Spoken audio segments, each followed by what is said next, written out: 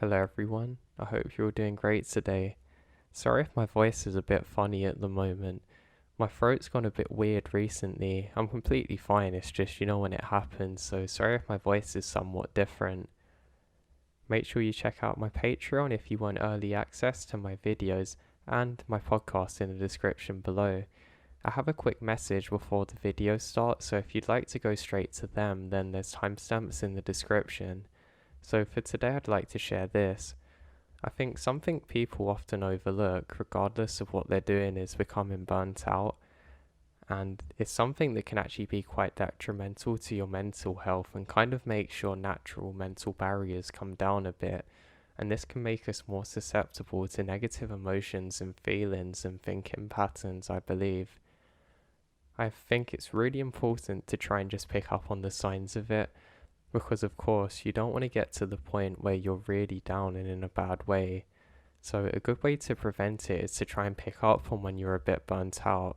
And some of the signs I've realized is that you might not really feel as interested in doing things, and everything might become a challenge even if it's the smallest little things.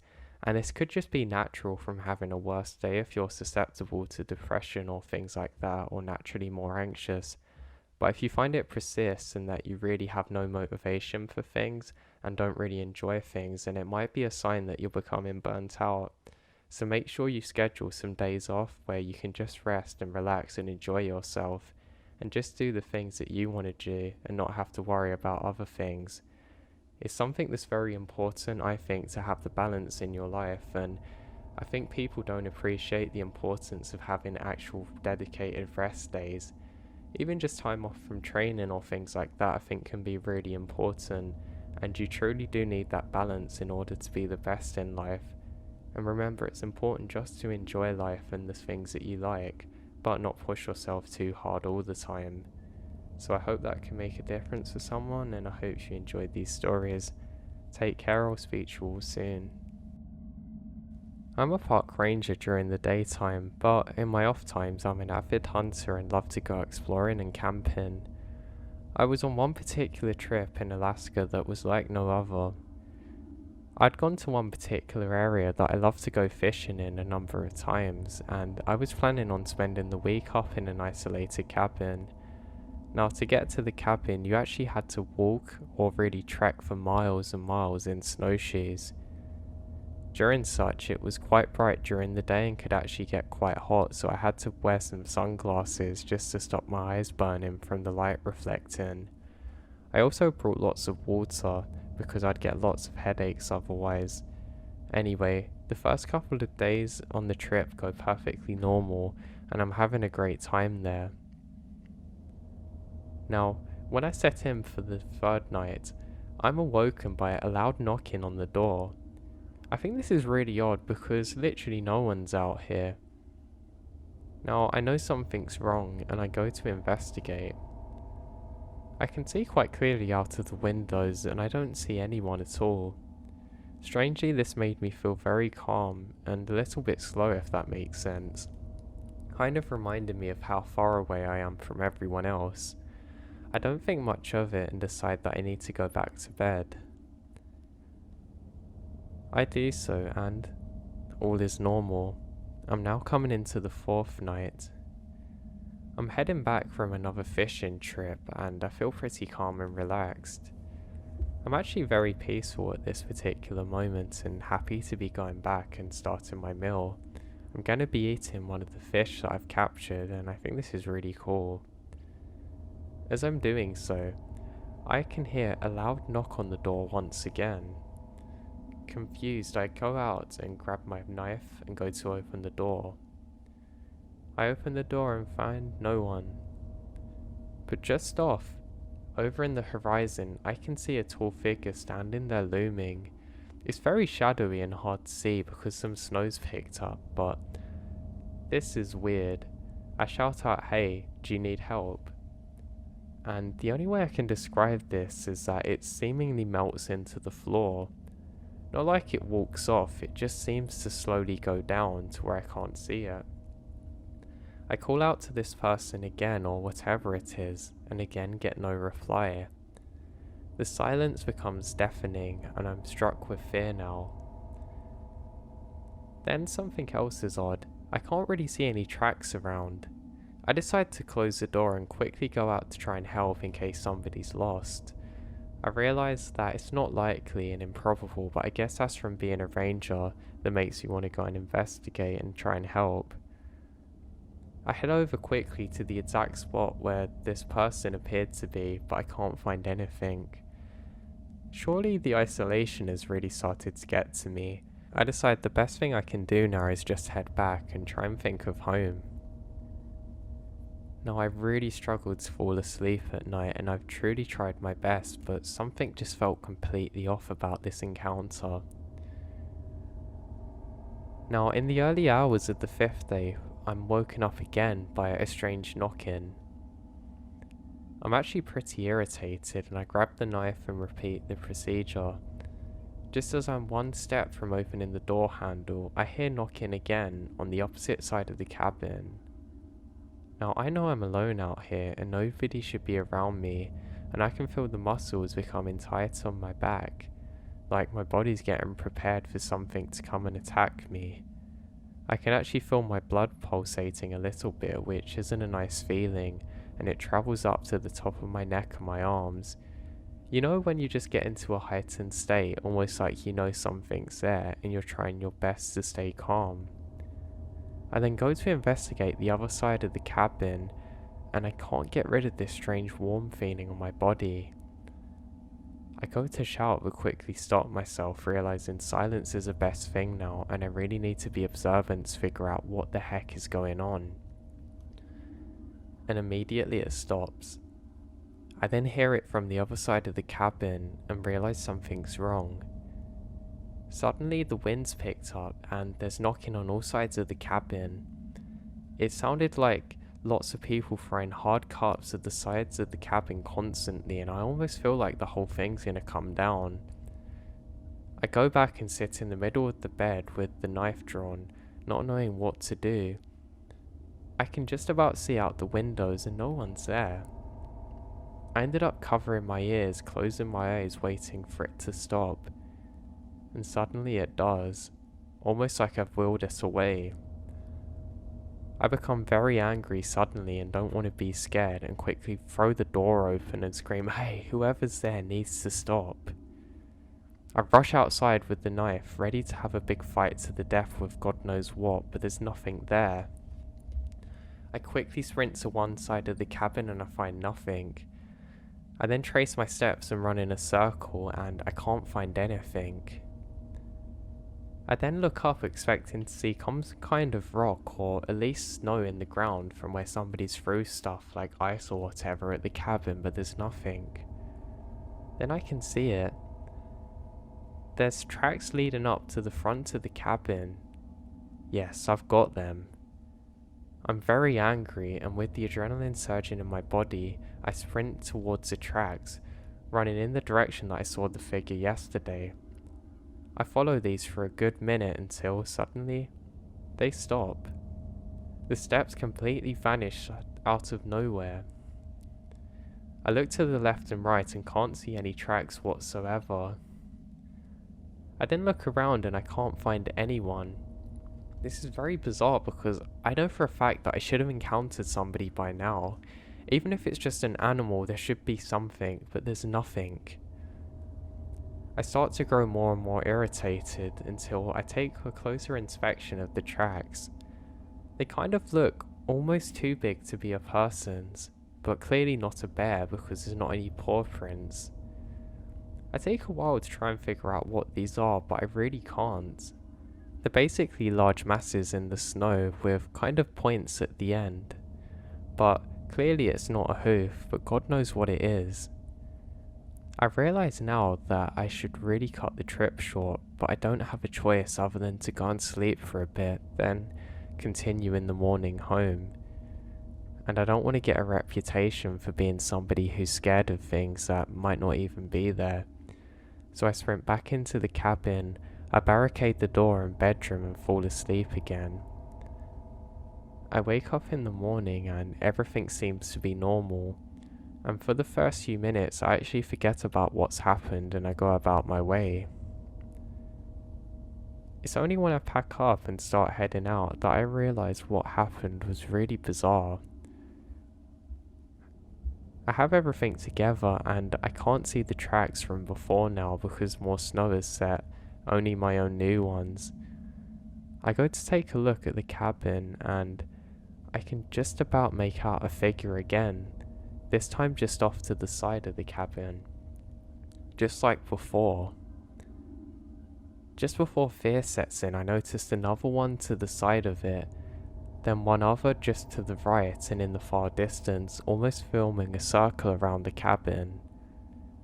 I realise something's very off and I grip my knife very tightly.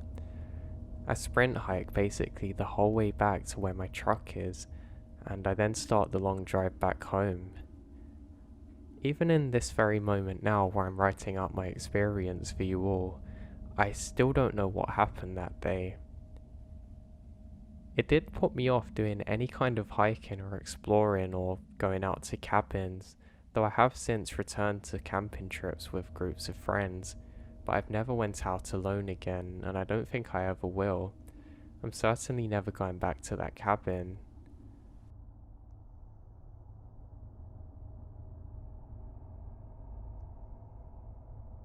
My mum has many interesting stories about the little house she raised her half-sister in back in the 90s, but this one has definitely puzzled me. She said it was around the same time she met my dad, and like any other summer night, they usually kept the windows open for air. They had one big window in the living room facing the front yard outside. She said my dad had heard something in the bushes that sit right under the window. They both looked in that direction, but the living room lights are on, so you can't really see the screen. She said it got pretty loud and eventually made out a flapping sound, maybe a bird. But the sound got a lot heavier, like there was something huge trying to fly away. She said they could both hear thick wings like a bat, but can't see anything. They're both too scared to turn the light or go outside, but it eventually stopped. Never heard anything like it since. They live/still live in the Indiana area, so there aren't many huge birds or animals up there that could have made it. A bit Pacific and eerie to make up, I think, but very weird.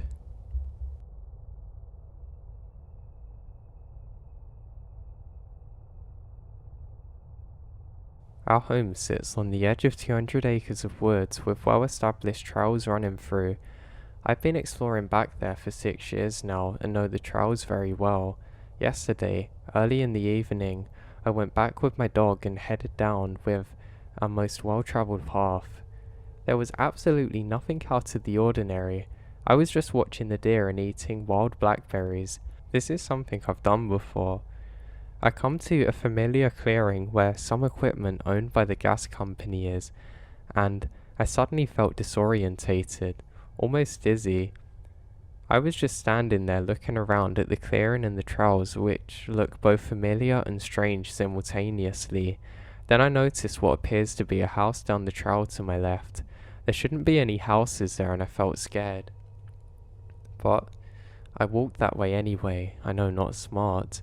I got down the trail and realized it was my son's elementary school, which does border the woods but not on the side and not where I am. I was genuinely scared at this point and kept looking around, wondering what the hell happened. How did I get so disorientated and manage to turn around so quick? I got home fine and nothing else really scary happened, but I just cannot wrap my mind around what happened.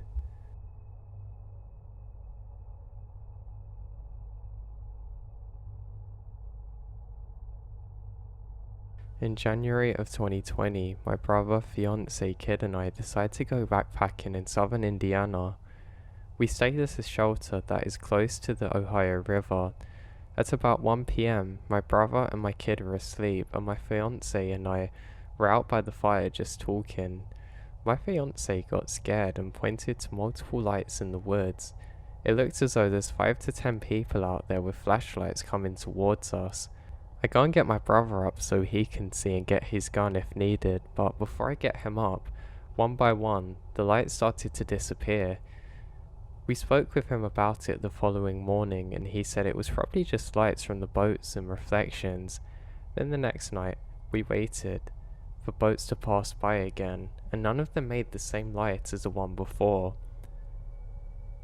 And we knew we saw the lights then, and it seemed too far away from the river to be redirected into the woods or to reflect like that. Then, around 5 or 5:30 in the morning of the third day, while I was laying there in the shelter and everyone else was asleep, I was awoken by the sound of people whispering. Then I saw a shadow or something through the cracks of the shelter. I poked my head around expecting to see someone, but literally no one was there. We've been back to that exact spot multiple times since and haven't experienced anything like it since.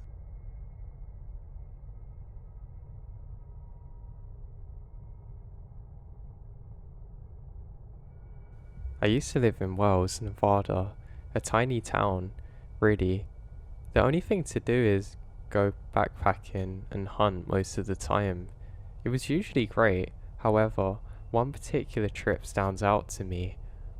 I was a naught but a wee lad, at the tender age of 14 when my father decides to take me on a trip to Jarbridge. It's an absolutely beautiful area, and the trip is absolutely stunning, with lots of abandoned buildings to check out and things to explore. Tons of stuff to do. Anyhow, we drove out and decided to explore this building that obviously has been abandoned long ago. I had a 12 gauge with me as well as my 44 strapped to my hip. Just because I'm from a gun savvy family, I suppose. This is important for the next part. We walk up to the door to the place where I heard something incredibly odd. It sounded like somebody was sawing on something like a piece of wood. I tugged at my dad and told him what I heard, but he just shrugs it off. Just after I told him, a voice came from inside telling us to come in. It was obviously from an older gentleman, but nevertheless made us jump. My father is extremely outgoing, however, and decides to go in despite my repeated attempts at doing the exact opposite. So when we went in, this first thing the man says is, "You ain't gonna shoot me with that, are you now, son?" I quickly shook my head no and gave a gentle laugh. I thought he was joking. My father introduces himself and I, as well as my younger brother. The man then introduces himself. He immediately says he's 127 but couldn't have been more than 80, and that he'd been raised around here, which is as follows. And I can remember roughly how the conversation went, saying, well, I was born here in this hometown with my siblings because my father had gone out and froze himself to death in the harsh winters we got around here. It ain't that long after I was born, I followed in his footsteps and tried crawling out into the snow. I about froze to death, but Ma saved me by finding me out there in the snow, dragging me inside, but she froze to death herself doing it. Did you bring any potatoes? I'll tell ya. I was in Ireland during the famine. I could really use some potatoes. In fact, my cousin served in World War II but was killed and reincarnated as my brother. Anyway, I used to work down in Las Vegas. I built over 1,000 motels and home. I built this place here too, actually. I also helped build the Notre Dame, as I'm very religious, but god damn it, somebody stole the doors right off the place. Now at this point, as he looked at me and said again, "Are you gonna shoot me, boy?" I said no, and put my gun near the door to put him at ease. At this point, I can see behind him, and I can see a table that's laid out with perfect china and proper silverware for four, the exact number of us there. I returned to my seat, had an incredibly uneasy feeling I've never felt before or since, because it was disturbing. I started telling my dad that we had to go, but before I could finish, we heard the sound of tires coming down the road. The old man leapt to his feet, immediately disturbed. What? Who? Why is someone here? No one's supposed to be here. He began walking towards the door, which is where I'd set my shotgun down. My dad also jumped up and we quickly left. I'd never felt so disturbed in my life. We let the other folks who had pulled up to the property know about it, saying it's really not wise to go in there. And we jumped in the truck and left. When we got home, of course, I told everyone about it. A buddy did a bit of research and I found out that Pruti's where a local family came with a long history of having issues, and this person was real, but however, had an obituary from 5 years prior to us meeting him. Now I don't know if it was the same individual, but my god was it scary.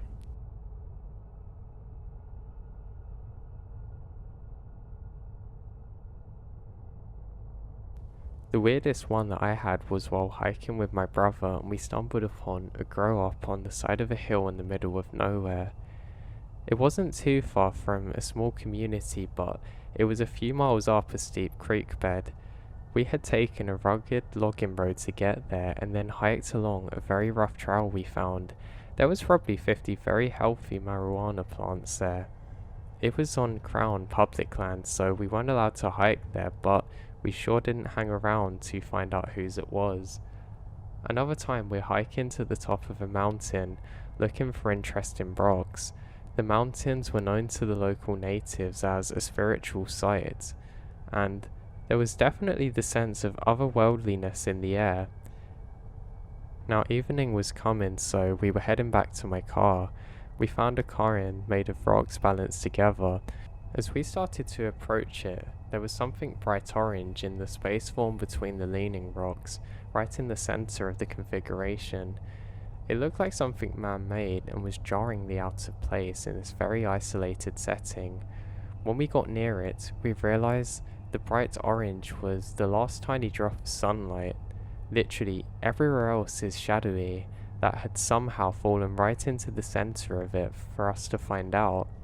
It was bright orange because it was late summer and there was lots of wildfires in the area. Of course it was just a coincidence, but it seems like more than that. And this reminds me of another one.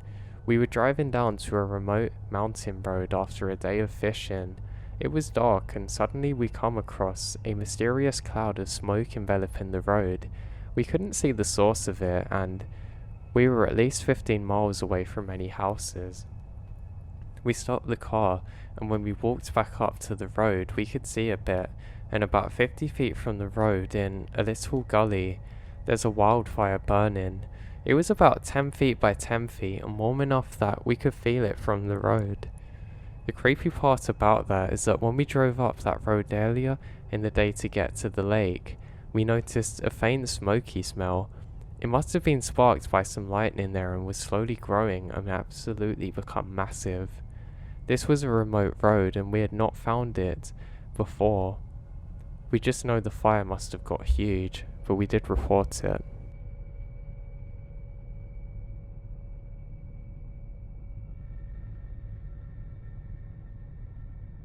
Okay, I've got one for you all. I live in a rural area about 30 minutes of West Palm Spring in Southern California. My cousin and I decided to go hiking some hills that are about 20 minutes north in an area called Oakland. There was no trail to get back into the hills, and we actually had to trespass on a fire camp and follow a stream up towards the hills. We started climbing the hills and reached the peak of a very steep area. I realize we're way away from where the car park is, and I don't even know where the road is. On top of that, all the fog is heavily rolling in now, and we only have about 35 minutes of light remaining. We attempt to take a shortcut down the hill by sliding on our butts down a steep slope. To add dismay, we ended up on the side of a 30 feet rock wall. Long story short, we managed to scale down the rock, but not before a football-sized rock falls on my cousin's head, and he starts bleeding heavily and is disorientated. We start walking the direction that the car's in, with the fog still heavy around us. Now we're not sure if we're going the right way, and my cousin is bleeding a lot, and suddenly we come across a 40-foot building with thick concrete walls, set mostly below ground like a bunker. In the middle of a forest. Now, the windows had bars on them, and the door is heavy sealed. My cousin wanted to check it out, but we're getting a bad vibe from it. He was saying something was drawing him into it. Now, I don't believe in the supernatural, but I would not let him in. It's a really eerie place. Shortly after we pass the house, and the fog lifts up a lot, and luckily we stumble upon a foot trail. A weird note. We hike back there a couple of days later during full daylight and looked for the place, but seriously cannot find it again. We literally hiked there for hours. Now on a second weird note, my wallet fell out of my back pocket, and when we're sliding down the hill, we ended up getting back far away from Charles, but my ID showed up in the mail a week later in an envelope with no note or shipping address.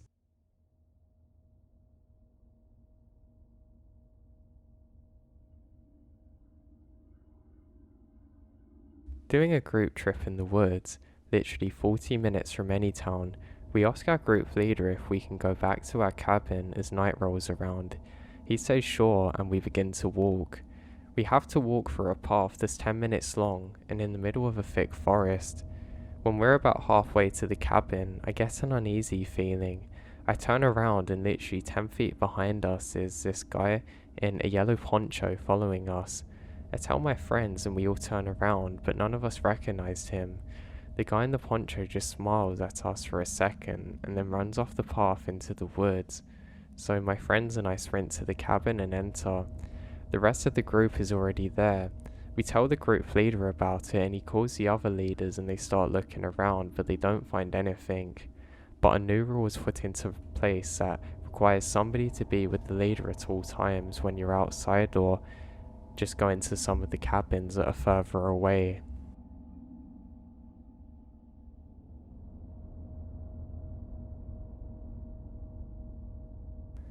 I debated on whether or not to actually share this, as it's a super short amount of time and I didn't see anything, but I ultimately decided that maybe I should go for it.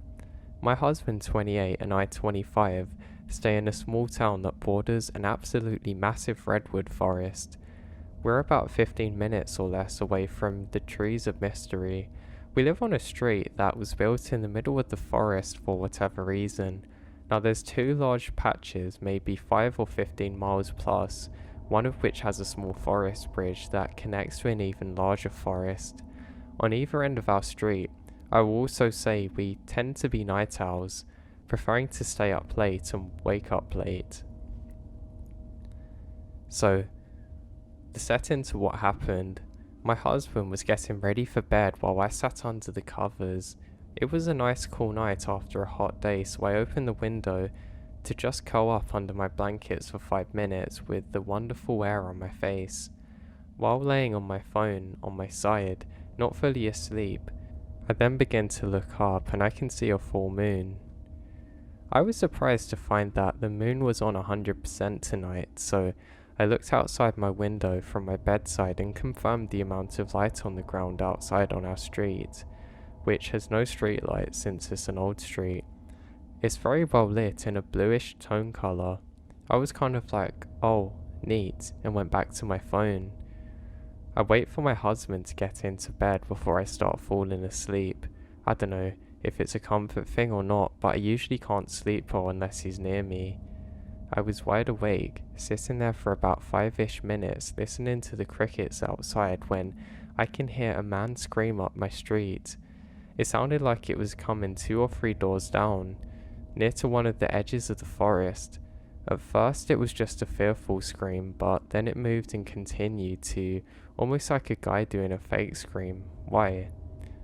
It's 2 a.m, but the scream goes on for far too long, and then at the tail end of it, it went from kind of like a silly fake one to a deep, gurgling roar, similar to, I don't know, like something transforming in the movies. But at first, it doesn't sound real, almost like something forcing or pretending a scream, then a very deep sound afterwards. I don't recall whether or not the crickets went silent, by the way. I just know that I was no longer trying to listen to them after hearing that noise. I have wondered Sasquatch or maybe werewolf or dogman, some other creepy critter like that, or God knows what. But I know nothing normal or person should be able to scream for that long or that deep. Plus it echoed and felt like it was reverberating off a speaker in a room, but of course it wasn't. I've gone through every possibility and not really had any explanation as to what this scream was.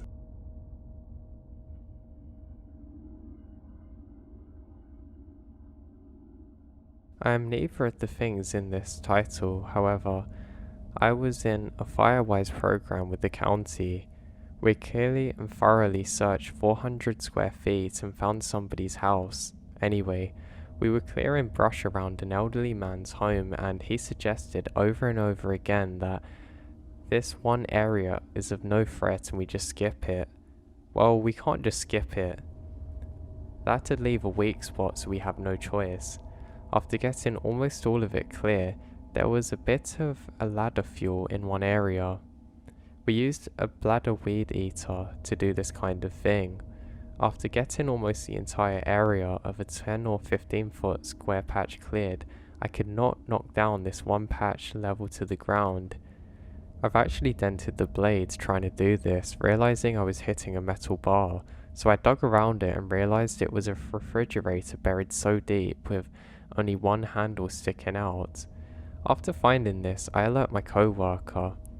Now, by the way, we never found anything like this. Usually it's just trees and stuff. So he comes up and we play a game. No, you open it game. After about 5 minutes, curiosity gets the better of me and I go for it. But it's jammed, so I started reaming on it and he helps me and kind of screeches a little bit. It smelt like nothing I've ever smelt before. The most horrid stench. We back up like 30 feet and it doesn't help. So I walk up and open it all the way. The smell made my eyes water and regret having a nose. My mouth was open a little bit and I could really taste this stench. I figure, what the hell? The worst already happened. I peek inside and it's an assortment of bones. I can't tell if it's animal or not. There are no horn skulls, if that makes sense. Just random figurements like ribs and long bones, like ones in animals' legs, I think. So we mention this to our boss and he says he'll put it in a report. A couple of weeks later it becomes a, I don't know the word, area of interest I guess, and apparently another service has to investigate. However, since this was the very last of the entire area to be cleared, once we had left that day, nobody went back until the crew arrived a month later, only to find a very large hole where the fridge was. The homeowner denies having any clue about it whatsoever. I still don't know what I stumbled upon.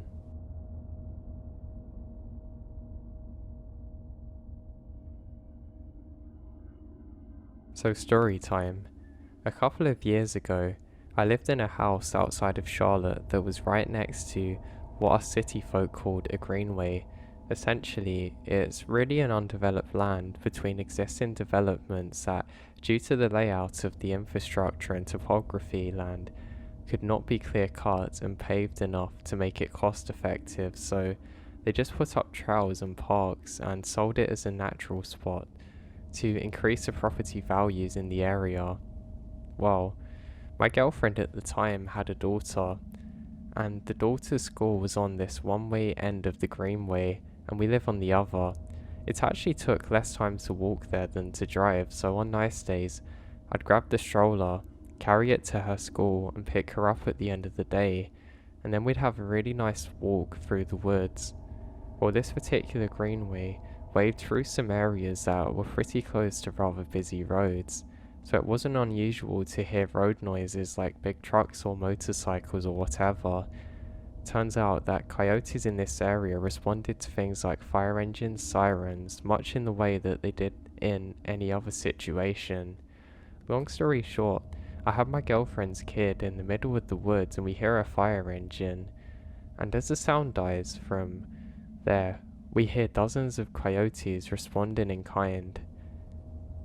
Now they completely surround us. Normally I wouldn't be very afraid. It's very unusual even for a pack of coyotes to attack humans. However, I remembered the uncomfortable truth that sometimes they do, and can actually attack dogs and, eat and kill them once they've surrounded them. So parent mode kicks in. While trying to maintain calmness as to not freak out the kid, I pick her up and carry her in one arm and the stroller in the other. I ran as fast as I could the remaining distance, I don't know, maybe half a mile or so. This took me maybe all of 5 minutes, but it was honestly the scariest thing of my life.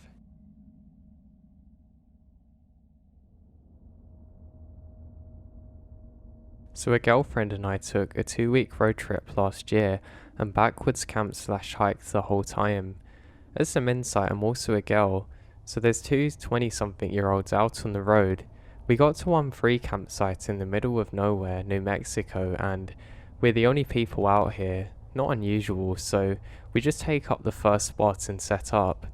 As we make dinner, a couple pulls in, drives by and heads to the back of the campgrounds. We don't really know how far back they went. About 20 minutes later, they come by and flag me down. Girl, have you been back there? Me, no. Girl, it's a massacre back there. What do you mean? There's bones everywhere. Mind if we take the spot next to you? No, not at all. Then maybe 2 minutes later, look around, get back into the car and leave. I say, what's all that about? I explained to my friend what the girls said, and at that moment, we look down and see a huge femur bone at our feet, possibly from a cow. Well, us being a little cryptic, decide to go and check out what they're talking about. About 100 yards back, through the windy camp, and there it is. There's full-blown animal carcasses everywhere, some scattered and some still whole. And there's one pile of what appears to be fox fur, another deer body in a trash bag. Our theory is that's where they dump all the roadkill, which they scrape up off the highway. But we didn't figure this out for a few days. Nonetheless, if there's that many bodies there, it's weird where they come from, because there must be a massive predator that we don't know about. So we decided to pack up and find a different camp. For campsite 2 of the night, we're about an hour or so drive, still in the middle of nowhere. Haven't seen a single car this time, no houses, just old country roads and pastures. Mind you, the sun is setting. The road turns to dirt for a bit. We cross a cattle guard and see the national park sign. Sweet, it's a national park and it's free. It can't be too bad. My friend thinks it looks a little sketchy, but we're ready to relax and grab some food. So I hit a left and start up the hill to the national park. Looks like it's only about 2 miles from the map. We start going up this road, go around a few curves, and on the side, we realize that the brush is getting thicker and thicker, and the road starts getting rough. Now, to put this into perspective, we're in a fairly new Chevy, manual transmission. It's less than a foot clearance from the ground. About a quarter of a mile in, we high center on a massive rock. Okay, as long as this doesn't get any worse, I think we can manage. There's no possible way to turn around or get back, so we have to keep going. Of course it got worse. Every rock and trench we hear the car scrape and shutter and stall. I'm clinching the wheel, she is clinching the handle. All the brush on the side of us is now dead and eerie looking, and the sun is almost gone behind us. 30 terrifying minutes later, we finally make it to the top flat that is supposed to be a campsite. It's about 10 square foot clearing in the middle of the dead brush, and in front of us a cliff. We're still freaking out about the dead animals, but now we feel like we're in the middle of a low budget horror film, and we need to get out of there. Now, we decide we cannot in our right mind stay here. Even from the cliff top, we can't see a single house or car light. We decide to make a 10-point turn between the brush and the boulder and the cliff, manage to get back on the path and very slowly and carefully, terrified all the way, get back down the damn hill. We in the car manage to miraculously survive and head out after 2 hours back to the closest town and sleep in a Walmart parking lot.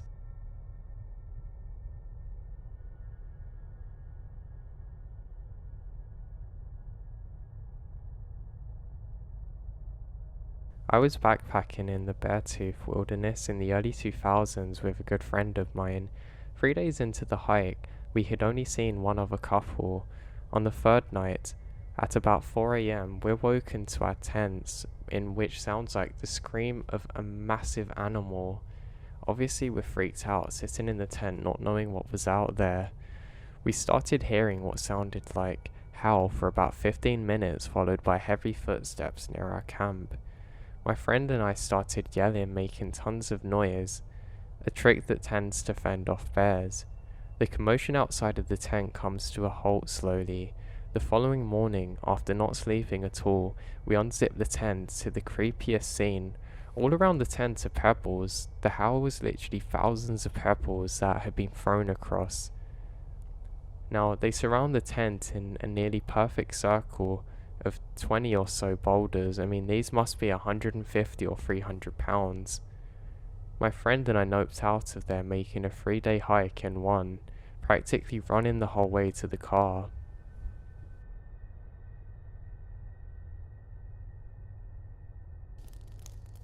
I've been in 2 bad car accidents. I know the rush of adrenaline going through your head when you're in a crash. For that reason, I pull over at any crash I see to help out, unless emergency services are already there. I have a level head, basic medical training, and usually a first aid kit on me. Normally, everything is fine, and I leave once EMS/police show up. Today, that totally changed. I came around a bend and saw a pickup that had hit a tree. A body was slumped over in the seat. I immediately pulled my bike into subdivision right across the street and ran over. Quickly grabbing my bag, taking off my jacket and helmet, I see a white man in his late 20s with a slim frame slumped over in the seat. Confused. I'm not sure what his situation is. I can see that there's saliva dropping down the side of his face. My brain instantly went to seizure. The car who's been a little behind me also pulled over. The driver's calling 911 right next to me. He tapped on the window a bit, and there was no response. I jumped into the bed to see if the back window was. None of them were there. I hopped out and went to see if anything has changed. The driver's no longer convulsing, but he was still non-responsive. I knocked on the window to see if he had come out of it. The driver jumped up and began panicking. This is pretty common for someone who's had a seizure, especially if they've had a traumatic experience on top of it. He began yelling and lightly punching the window. This happened for a span of around a second, which meant I jumped 20 feet in the air. Once my brain cleared for a second, I loudly say, "Are you alright?" if he could unlock the door. Luckily for me, he didn't understand a word I said. He slumped back over, which prompts me to knock again.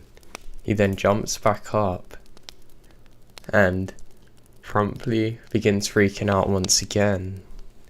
After a quick moment, he calms down again and sat there smiling. It wasn't a normal smile. It was sort of haunting.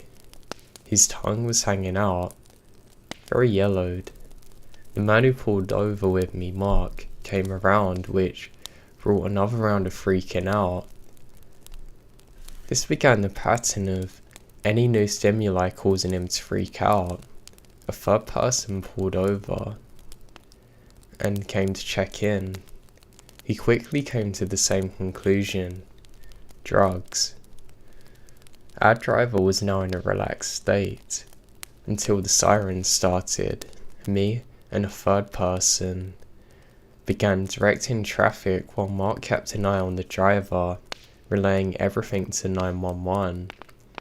I had to move my jacket, helmet and bag over near my bike, just in case he started driving again.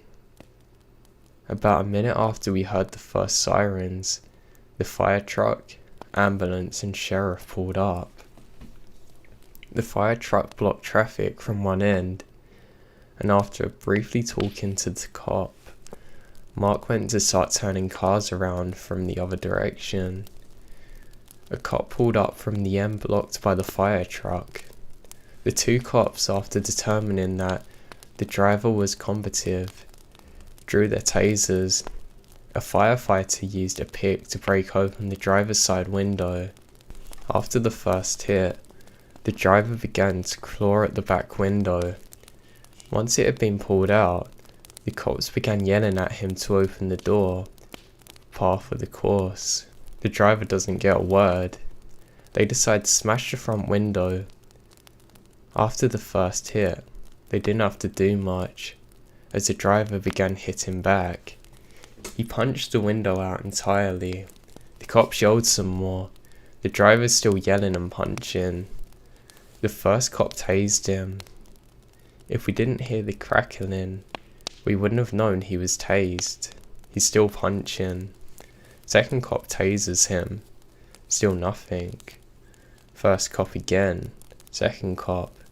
And the first cop tased again. And the second cop opens the door. The driver begins kicking and punching while getting dragged out of the car. The cops attempt to hold him down. The largest of the firefighters jumps on him, and now there's 6 cars flying up the road towards us. They all ran over to assist. Now, eventually me and Mark had to stick around to be interviewed by the highway officer. This experience really made me scared of people and drugs, as though I wasn't already. It really turns them into some kind of monster out of a film, almost unstoppable.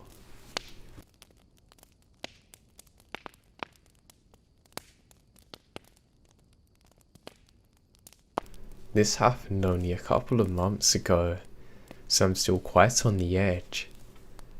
I had a group of friends that lived about an hour and a half away from me, and I'd frequently go hang out with them.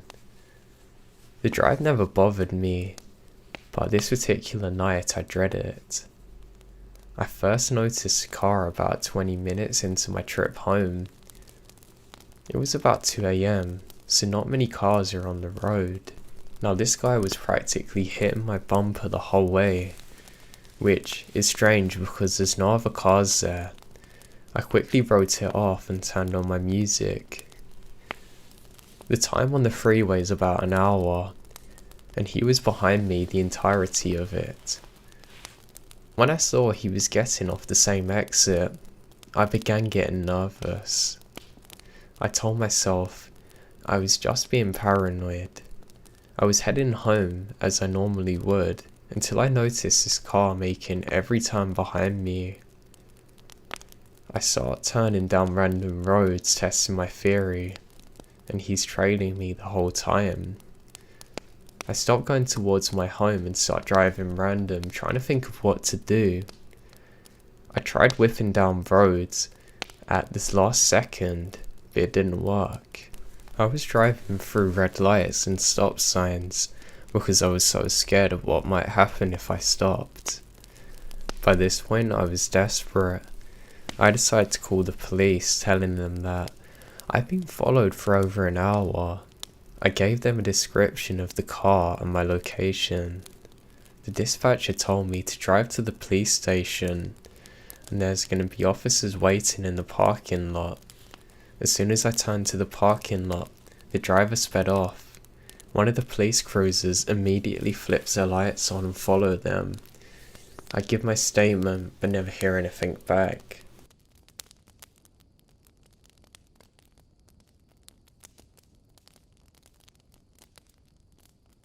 This happened just a few days ago, while I was walking home from work.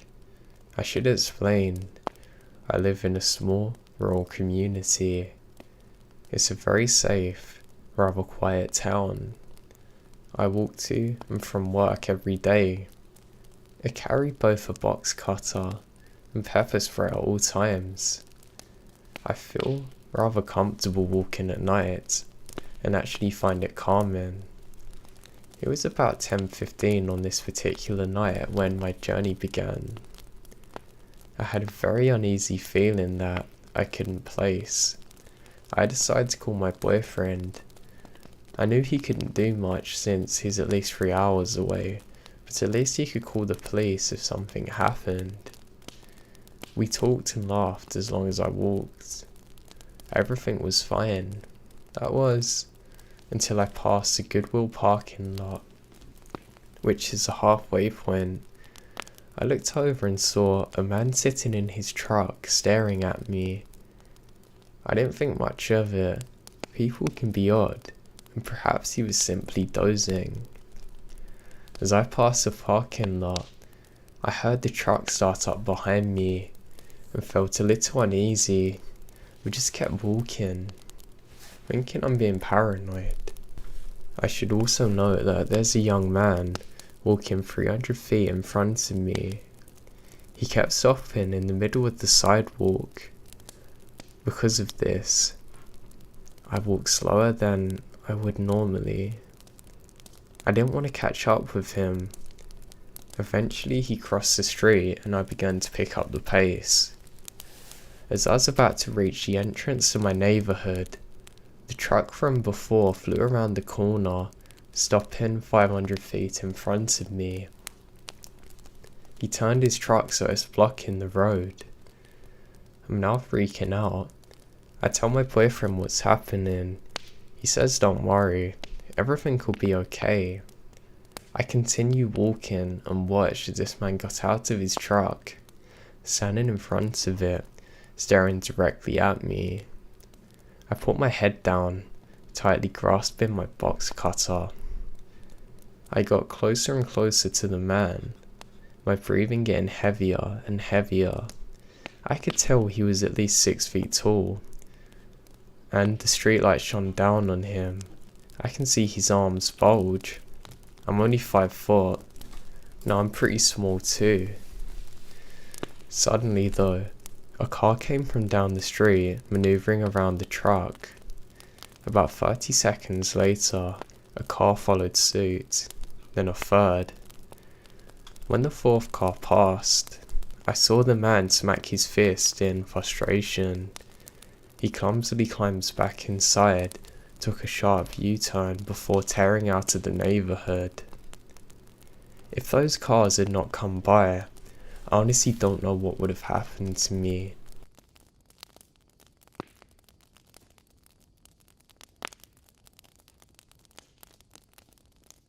Let me start by saying that I really enjoy driving, and I'll often be on the road for hours just listening to music, getting lost.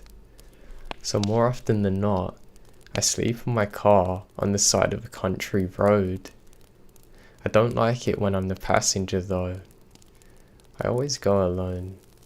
Usually, I sleep for a bit, wake up, then go home without incident.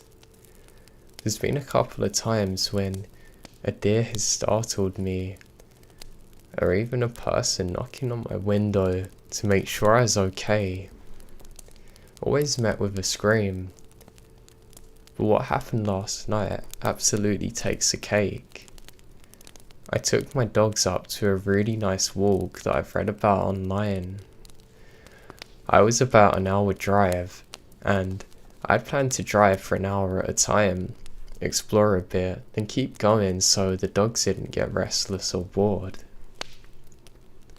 I'd always taken plenty of food and water, and was planning to be gone before about a day, which I was going to a park in a popular parking spot that caravanners like to go overnight.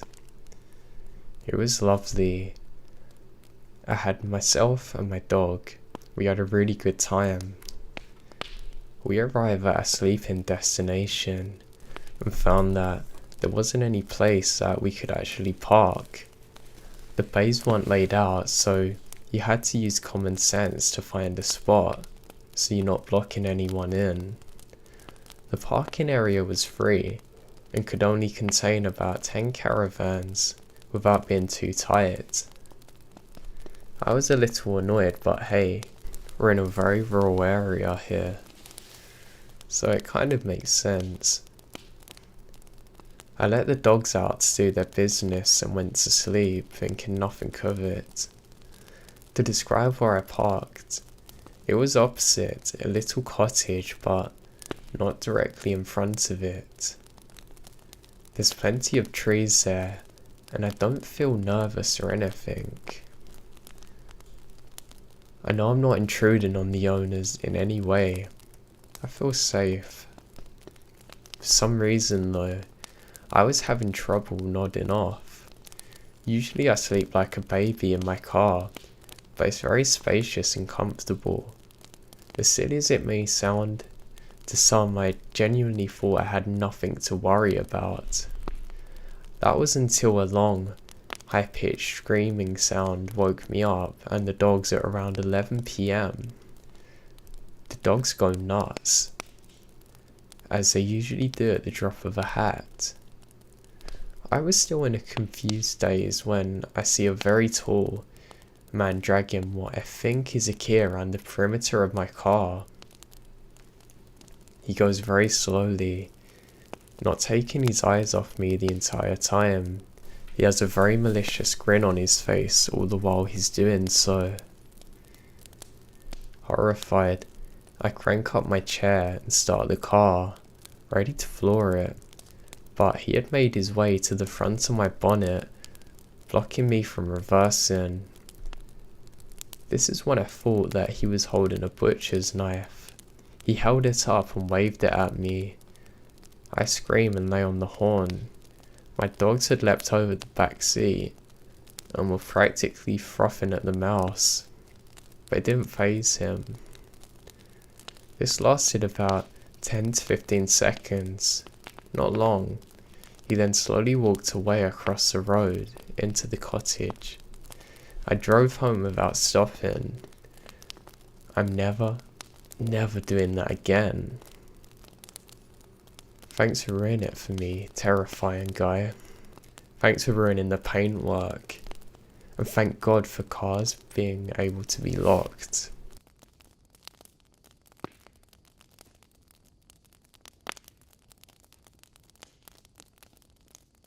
This happened my senior high school year. I was driving home alone from a movie with my friend on a Saturday night. After about the first 5 minutes, it became the same route I drove to school every day, so I was kind of on autopilot. I never text and drive and rarely speed, and definitely was not speeding because I have my junior license. I was pulling up to a light that had just turned green in enough time that I did not have to slow down. I went through the light. Then I just remembered the most force I've ever felt in my life. I opened my eyes when I heard a man banging on my window, yelling in, asking if I could get out or needed help breaking the window. I was able to get my seatbelt off. I managed to unlock it. I then went to look for my phone and the man said, "Forget the phone. I've already called the police. Please sit down on that hill far away. It's smoking and I want to make sure there's no fire." So I sit where he tells me after he says, "Am I okay?" My hand had glass in it as well as my face. Nothing life-threatening though, so I just sat there until the ambulance arrives. Right as I get on the hill, I heard the man who was yelling, saying, "Hey, what the hell do you think you're doing?" and just took off in full sprint down the road. I was so confused. Why was this man who was just helping me chasing this poor 50-ish-year-old woman down the road? I realised it was a woman who hit me because she was nowhere to be seen initially after he got her out of the car. She was trying to flee the scene. The man successfully got her and brought her back to the scene. The cops arrive and go back to her immediately and breathalyze her. He then gives his statement. All while this was happening, there's this boy outside of his house who come and brought me a bag of M&Ms and says, "Wow, you spun so much. Does it hurt?" I had no idea my car had spun. All of a sudden, I hear lots of swearing, saying, "You think this is on me? No, you hit me." The poor boy is standing next to me. I told him to go back to his mum. I'm thankful he did. Definitely not the same for an 8-year-old. The woman screaming and swearing. She then tried to come towards me and one of the officers, but gets held back. At this point, they said she blew a .23 and they put her into handcuffs. I had yet to give a statement to the cops and I thought, what am I supposed to say?